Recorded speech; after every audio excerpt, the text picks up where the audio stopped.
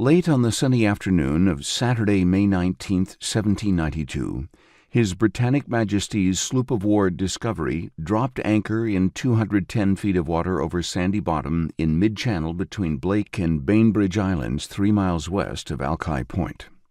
300 years after the European discovery of America, white men had reached the area of Tacoma and Seattle.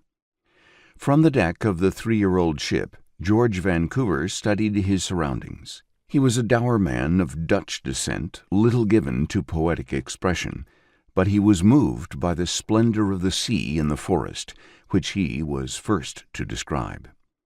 The waterway lay cradled between mountain ranges.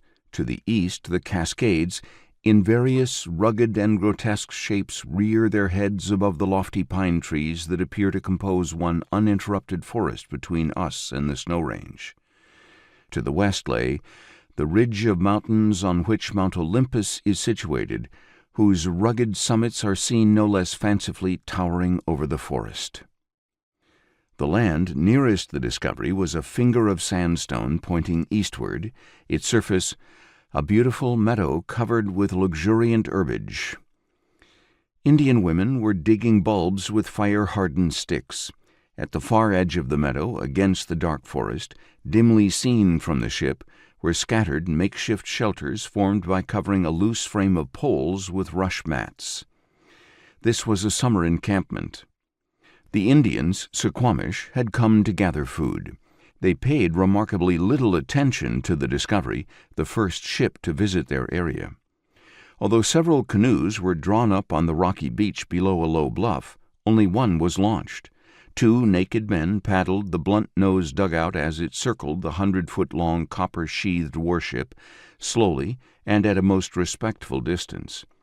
For a long time the paddlers ignored the calls of greeting, the beckoning gestures, and the displays of trinkets by the English sailors.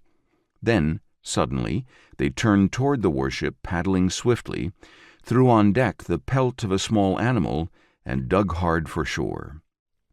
Late in the afternoon, Vancouver had himself rowed ashore.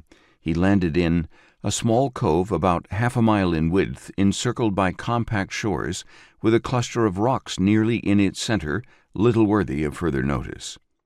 No Indians approached the landing party, nor did the Englishmen climb the low bluff to visit the natives. The setting sun haloed the crest of the Olympics and washed the Cascades with afterglow as Vancouver returned to his ship. The 34-year-old captain retired to his cabin at the stern of the vessel to plan the next day's activities.